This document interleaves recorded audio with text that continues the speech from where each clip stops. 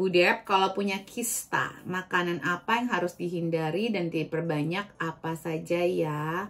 Kenapa kalau kena GERD gampang kedinginan, Bu? Nggak tahan dingin dan angin. Bu Dep, psyllium husk apakah bisa dijadikan pengganti ragi? Bu Dep, izin tanya, suplemen enzim pencernaan buat anak 2 tahun yang GERD apa ya, Bu?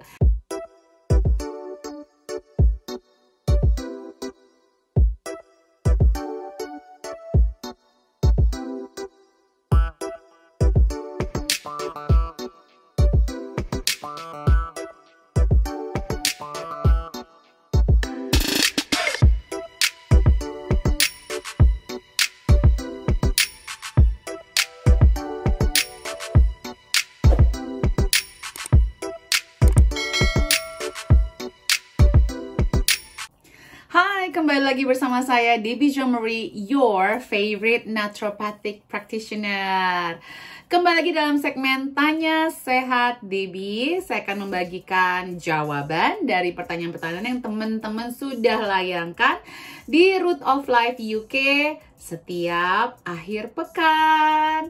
Jadi buat teman-teman, kalau yang belum pernah ikutan, jangan lupa untuk di-subscribe, di-like, dan di-komen, dan di-share. Agar semakin banyak yang mendapatkan manfaat dari jawaban-jawaban saya, dan semakin banyak yang lebih sehat ala naturopati, terbebas dari segala macam obat-obatan kimia, yang selalu ada efek sampingnya. Yuk kita mulai yuk, pertanyaan pertama dari _KAIZR.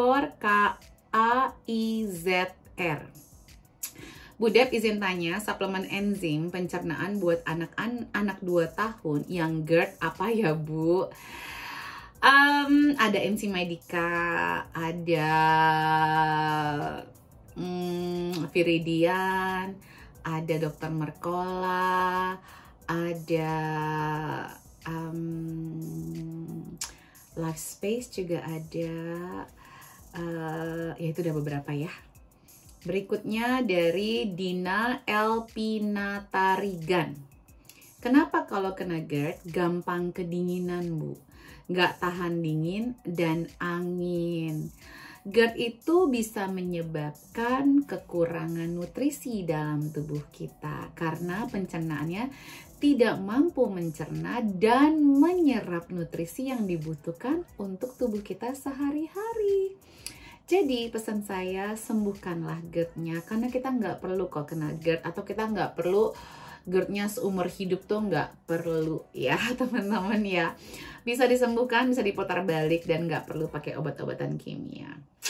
Oke, berikutnya. Ibu Fula Ili Fitri. Bu Dep, kalau punya kista, makanan apa yang harus dihindari dan diperbanyak apa saja ya?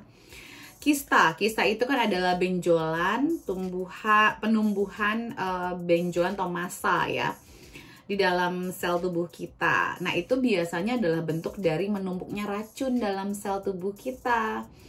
Jadi makanan yang harus hindari makanan-makanan mengandung racun. Nah, banyak yang teman-teman nggak paham, apa sih makanan yang mengandung racun? Makanan saya tidak mengandung racun.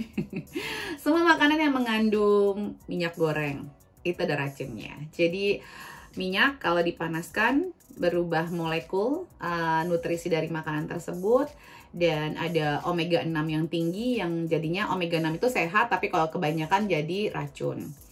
Terus pengawet, penambah rasa, terus juga zat-zat tambahan itu semua racun hitungannya ya dalam tubuh kita. Karena kenapa dihitung racun? Bukan berarti kayak hanya racun yang membuat kita mati, tetapi semua zat yang tidak dikenal sebagai nutrisi oleh tubuh kita, yang dibuat oleh manusia di pabrik, itu hitungannya racun. Hitungannya sesuatu yang harus dikeluarkan sama tubuh. Mungkin gitu kali ya bahasanya, yang lebih baik adalah zat-zat yang tidak dikenal oleh tubuh sebagai nutrisi. Itu akan dikeluarkan, itu hitungannya adalah zat-zat yang harus dikeluarkan tubuh bersifat tidak baik atau racun. Jadi paham ya pengertian racunnya di sini. Menurut saya adalah zat-zat yang tidak dapat diserap sama tubuh, yang tidak dikenali tubuh sebagai zat nutrisi yang baik untuk kesehatan. Jadi kayak pengawet, penambah rasa, garam meja, itu semua akan diangkat sama tubuh dan dikeluarkan. Karena kalau garam yang sehat, yang bisa diserap sama tubuh itu bentuknya pasti yang alami, seperti garam laut, garam Himalaya, dan lain-lain. Jadi hindarin semuanya, hindarin protein hewani yang diproses seperti nugget, sosis, burger, semua makanan yang sudah ultra olahan itu dihindarin sebaiknya kalau sudah ada kista. Roti, croissant, mie, dan biskuit, dan lain-lain. Ini coba hindarin saja, tidak penting ya. Jadi tubuh Anda tuh kalau udah ada kista tuh berarti udah kewalahan mengelola atau mengeluarkan zat-zat yang bukan nutrisinya. Dan di satu sisi udah kekurangan nutrisi juga, biasa jangka panjang.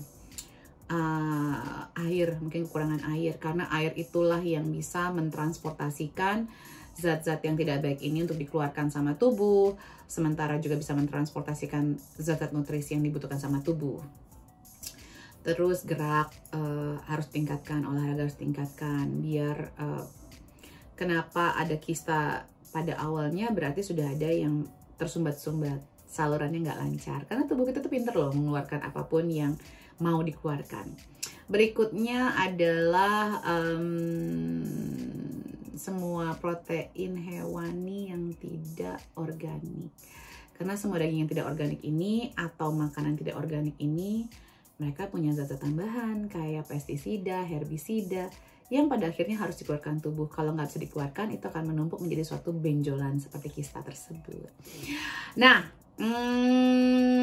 banyakan apa harus dibanyakin adalah sayuran, antioksidan, makanan yang segar, yang banyak nutrisinya, karbohidrat yang tidak ultra olahan, yang seminimal mungkin prosesnya, yang tinggi nutrisinya, suplemen-suplemen yang menambah, yang mengisi kekurangan nutrisi yang sudah ada. Jadi dicek aja ya kekurangan nutrisinya.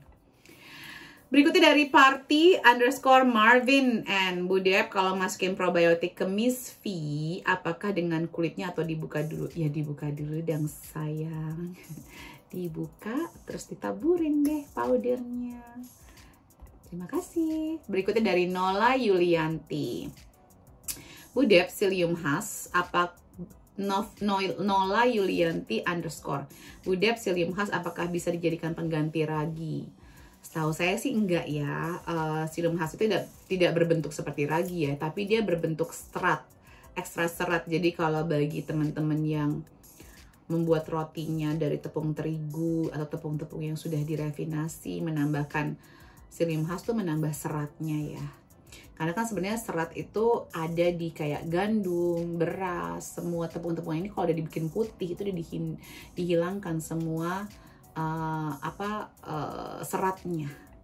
Dan itu jadi membuat kita itu kurang nutrisinya di makanan kita. Oke, berikutnya dari Dewi Okinde. Bu, rekomendasi merek vitamin untuk ibu hamil 5 minggu, sering mual dan tensi rendah. Nah, ini kebetulan tadi ada klien saya juga yang anaknya sekarang bermasalah imun sistemnya. Waktu dia hamil, dia suka nggak nafsu makan, mual gitu. Nah, kalau mual, saya minta tolong dicek zinc levelnya sama zat besi sama ferritinnya ya teman-teman. Kayaknya 2 vitamin ini yang kekurangan. Segera dicek ya. Kalau semua klien saya yang lagi hamil, itu pasti saya akan cek secara 3 bulan sekali zinc level, ferritin, zat besi.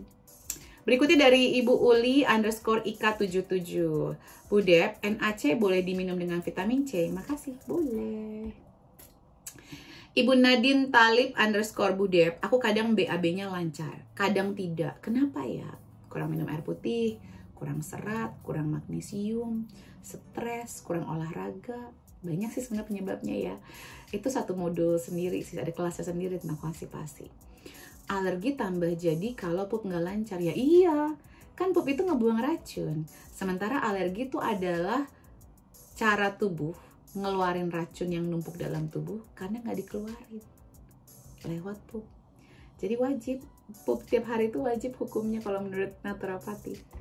Berikutnya, Ibu Berlina, dosis magnesium ibu hamil tergantung ibu hamilnya. Ibu hamilnya stres apa enggak. Ada yang dari 400 mg sampai 800 mg. Batas atasnya 1000 mg. Sebaiknya sih kalau ibu hamil, ibu konsul pribadi sama saya biar dipantau.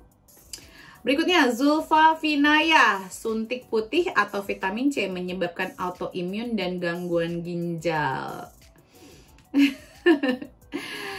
Gimana jawabnya? Ini pertanyaan. Suntik putih atau vitamin C menyebabkan autoimun dan gangguan ginjal. Sekarang gini deh, aku nggak ngerti ya. Kalau di luar sana, kalau ngomongin vitamin C, suka dikaitkan dengan ginjal, dengan kesehatan ginjal. Sementara kalau kami naturopat menyarankan vitamin C itu yang buffered, yang lebih mudah dicerna. Dosisnya juga dicek dulu. Ada tuh protokolnya di YouTube ini ya. Tapi kalau vitamin C sampai ribu-ribuan, puluhan ribu untuk memutihkan, kok nggak ada yang komplain? Apa? Karena yang menjalankan dokter medis, jadi nggak ada yang mau komplain. Tapi kalau naturopat yang ngomong, dikomplain. Autoimun. Sebenarnya gini ya teman-teman. Autoimun itu sendiri karena kekurangan vitamin D, salah satunya kalau dari sisi naturopati. Dan adanya leaky gut atau kebocoran di saluran pencernaannya sehingga nutrisi tidak terserap, racun malah keserap. Itu yang paling dasarnya. Apa hubungannya dengan suntik putih vitamin C? Ini kalau saya ngomongin pendapat pribadi ya, bukan berdasarkan penelitian ilmiah. Jangan coba-coba menuntut saya penelitian ilmiah di sini ya. Karena saya harus memberikan semuanya dan saya harus membutuhkan waktu untuk mencarinya. Tapi gini, orang yang kepengen putih atau vitamin C, memasukkan vitamin C dosis tinggi.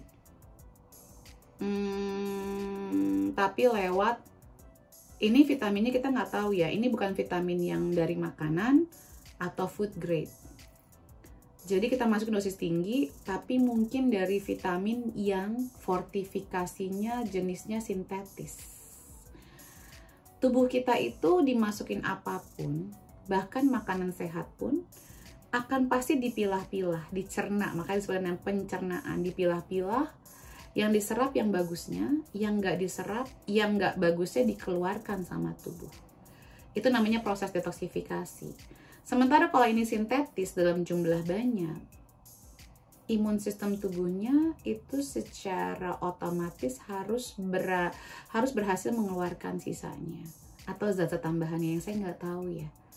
Jadi kalau ibu mau suntik vitamin C, coba dicek jenisnya apa.